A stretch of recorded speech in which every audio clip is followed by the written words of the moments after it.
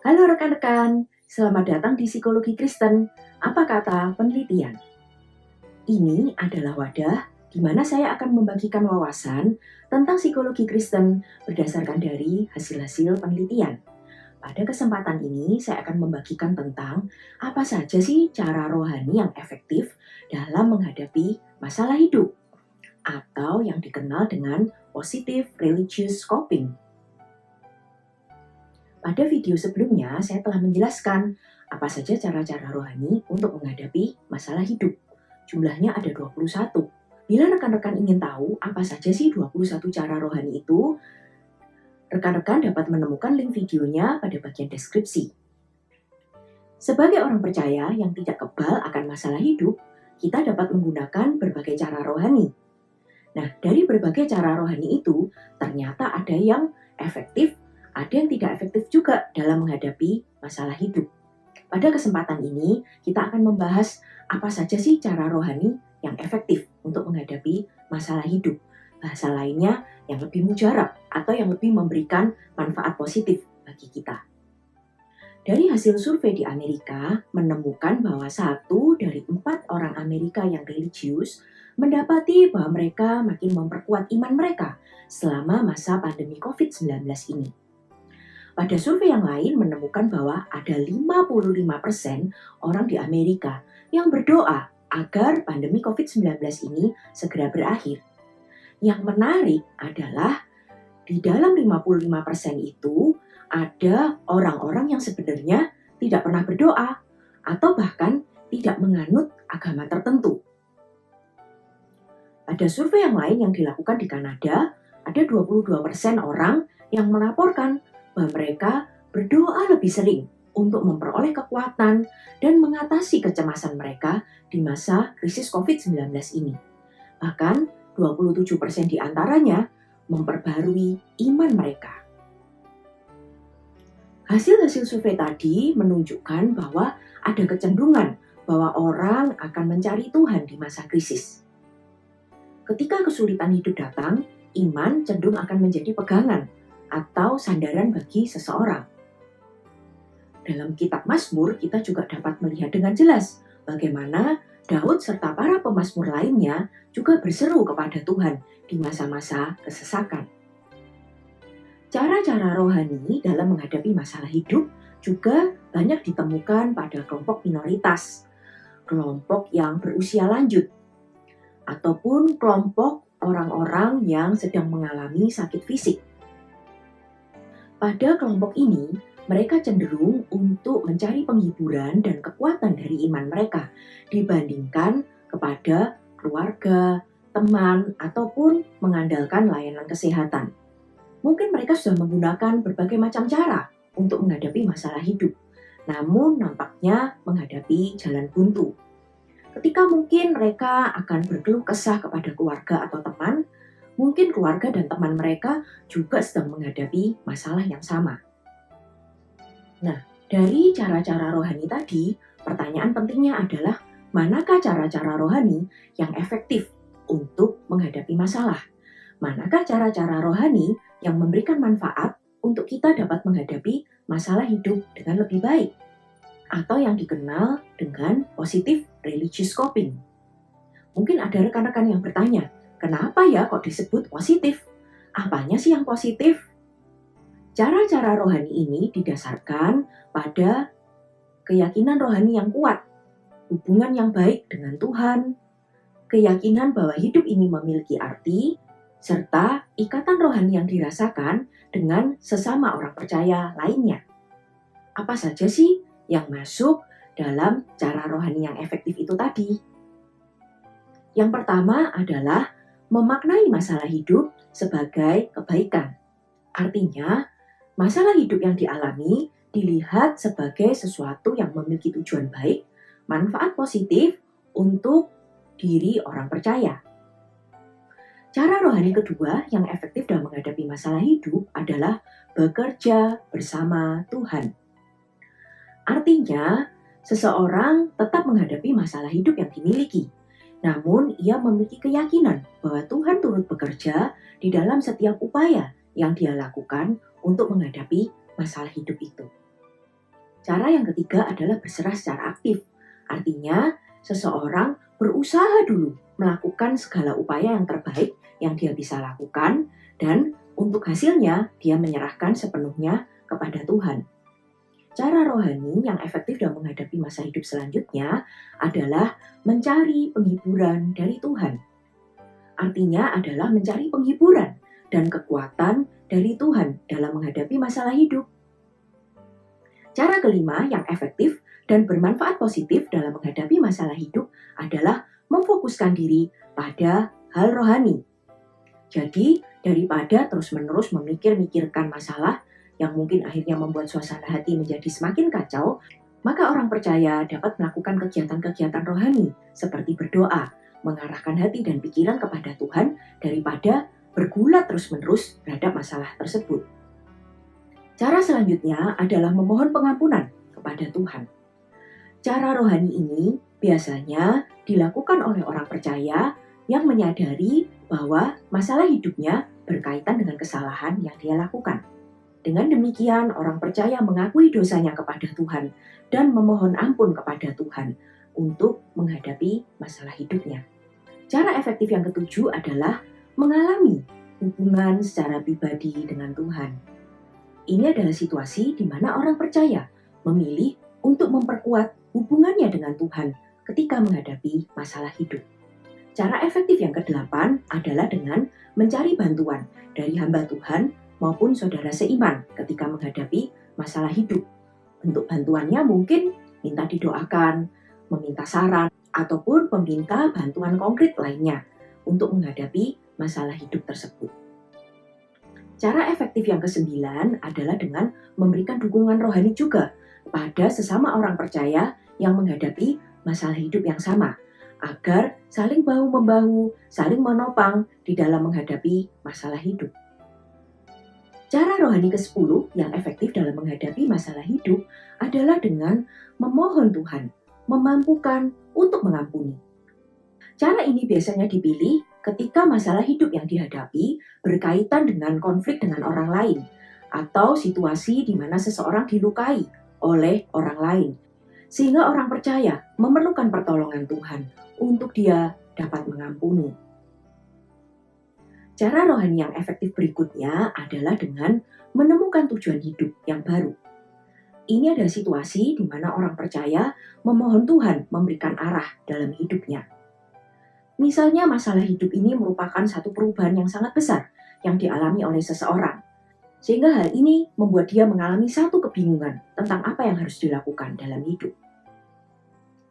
Cara terakhir yang efektif dalam menghadapi masalah hidup adalah mengalami transformasi rohani, seperti mengalami pertobatan, mengalami pengudusan, mengalami satu kebangunan rohani. Dari 12 cara rohani tadi, apa saja sih manfaat positifnya? Hasil survei menemukan pasien berusia lanjut yang dirawat di rumah sakit cenderung mengalami penyesuaian diri yang lebih baik ketika mereka menggunakan cara rohani yang efektif tadi. Pada pasien yang menderita kanker stadium lanjut, penggunaan cara rohani yang efektif tadi menolong mereka untuk mengalami kualitas hidup yang lebih baik. Mereka merasa lebih puas dengan kualitas perawatan kesehatan yang mereka terima. Mereka merasakan hubungan yang baik dengan keluarga dan teman. Selama mereka sakit, mereka ternyata masih dapat terlibat dalam kegiatan sehari-hari maupun menjalankan hobi mereka. Sekalipun dalam keadaan sakit, mereka juga cenderung memiliki cara pandang hidup yang positif dan bagaimana cara mereka melihat kematian. Orang-orang yang menggunakan cara rohani yang efektif itu tadi ditemukan memiliki kecenderungan depresi yang lebih rendah. Hasil survei lainnya pada kelompok orang lanjut usia yang juga mengalami sakit fisik, penggunaan cara rohani yang efektif ditemukan menolong mereka untuk merasa lebih dekat dengan Tuhan, lebih dekat dengan orang-orang di gereja, dan cenderung mengalami pertumbuhan rohani selama mereka menderita sakit fisik. Dari suatu studi yang merangkum 49 penelitian tentang cara rohani menemukan dua hal penting. Yang pertama adalah seseorang yang menggunakan cara rohani yang efektif cenderung akan mengalami pertumbuhan setelah mengalami masalah hidup. Mereka mengalami pertumbuhan rohani, mereka cenderung akan memiliki perasaan yang positif, menilai diri mereka lebih positif juga. Hal yang kedua, orang percaya yang menggunakan cara rohani yang efektif dalam menghadapi masalah hidup cenderung memiliki gejala depresi, kecemasan, dan stres yang lebih rendah. Hal menarik lainnya, ternyata ada 3 cara rohani yang memiliki sisi positif dan juga sisi negatif dalam hidup seseorang. 3 cara rohani ini adalah memohon Tuhan mengampuni dosa yang dilakukan, memohon Tuhan memampukan untuk mengampuni orang lain, dan mengalami pertobatan. Pada orang percaya yang menggunakan 3 cara rohani ini tadi, sisi positifnya adalah mereka merasa lebih dekat dengan Tuhan. Mereka juga mengalami pertumbuhan rohani ketika menghadapi masalah hidup. Sisi negatifnya, mereka juga cenderung mengalami peningkatan gejala depresi, kecemasan, dan juga stres. Mengapa 3 cara rohani ini memiliki sisi positif dan juga sisi negatif? Harus diakui bahwa pengaku dosa, memohon ampun kepada Tuhan, mengampuni orang lain, dan mengalami pertobatan bukanlah hal yang mudah dalam hidup. Cara-cara rohani ini melibatkan suatu perubahan besar yang dialami oleh seseorang. Sehingga tidak heran bahwa cara rohani ini memiliki sisi positif maupun sisi negatif. Penelitian lain mencoba membandingkan bagaimana penggunaan cara rohani yang efektif ini pada kelompok hamba Tuhan, aktivis, maupun juga pada anggota gereja. Hasilnya menemukan bahwa baik hamba Tuhan, baik aktivis gereja, maupun anggota gereja, mereka sama-sama merasakan manfaat positif dari penggunaan cara-cara rohani yang efektif itu tadi. Manfaat positifnya antara lain, lebih sering mengalami emosi positif atau emosi yang membahagiakan, cenderung lebih rendah gejala depresinya, serta lebih merasakan kepuasan rohani. Namun, dari 3 kelompok tadi, ternyata kelompok hamba Tuhan yang cenderung merasakan manfaat yang lebih besar dari penggunaan cara rohani yang efektif tersebut. Penggunaan cara rohani akan memberikan dampak yang lebih mendalam kepada mereka yang menganggap bahwa keyakinan mereka penting.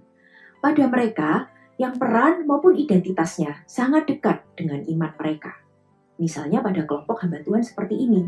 Pada kelompok hamba Tuhan maupun aktivis gereja, mereka cenderung memberikan waktu lebih banyak untuk belajar tentang kebenaran firman Tuhan, lebih banyak merefleksikan kebenaran firman Tuhan dalam hidup mereka. Waktu-waktu yang mereka miliki digunakan untuk memikirkan kegiatan bagi umat Tuhan, mendoakan dan memberikan nasihat rohani pada orang percaya lainnya. Mereka juga akan cenderung menghidupi ajaran Kristen di dalam hidupnya. Sehingga pada kelompok hamba Tuhan maupun aktivis gereja, mereka lebih terbiasa. Mereka lebih terampil dalam menggunakan cara-cara rohani yang efektif, dan hal ini juga memberikan mereka penghiburan dan ketenangan yang lebih besar ketika menghadapi masalah hidup. Dari 12 cara rohani yang efektif dalam menghadapi masalah hidup, manakah yang Anda pernah coba lakukan? Apakah Anda juga mengalami manfaat positif dari cara-cara rohani tersebut? Apakah manfaat positif itu Anda rasakan dalam jangka pendek maupun jangka panjang? Apabila selama ini Anda belum pernah menggunakan cara rohani dalam menghadapi masalah hidup, apakah Anda bersedia mencoba untuk menggunakannya?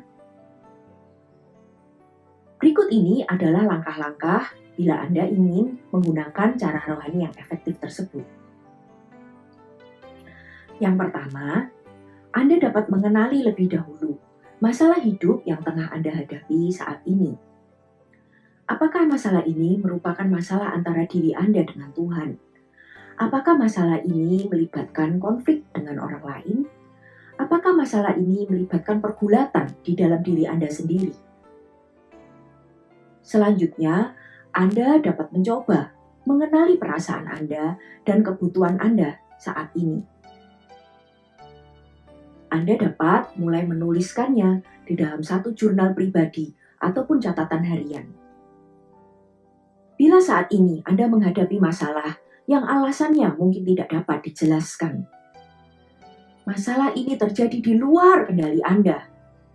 Anda tidak dapat menduga bahwa masalah ini dapat datang dalam hidup Anda. Misalnya kehilangan orang terkasih, menjadi korban dari tindak kejahatan. Anda tidak perlu memaksakan diri terus-menerus untuk bertanya, kenapa Tuhan, kenapa saya, kenapa begini dan kenapa begitu. Anda dapat mencoba untuk memaknai bahwa masalah hidup yang dialami ditujukan untuk kebaikan. Mungkin saat ini Anda tidak mengetahui alasan yang sebenarnya kenapa hal ini terjadi. Untuk apa? Untuk kebaikan apa? Namun bersediakah Anda untuk mencoba memaknai bahwa masalah hidup yang Anda alami ditujukan untuk kebaikan yang mungkin saat ini masih belum dapat kita lihat. Bila masalah yang Anda hadapi saat ini, Anda rasa perlu ada tindakan yang dilakukan untuk secara langsung mengatasi masalah hidup tersebut, ada dua cara yang dapat Anda lakukan.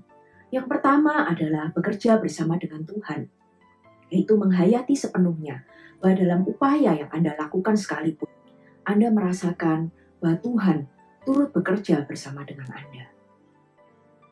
Cara yang kedua adalah berserah secara aktif, di mana Anda berupaya semaksimal mungkin melakukan hal terbaik untuk mengatasi masalah hidup tersebut dan menyerahkan hasilnya kepada Tuhan.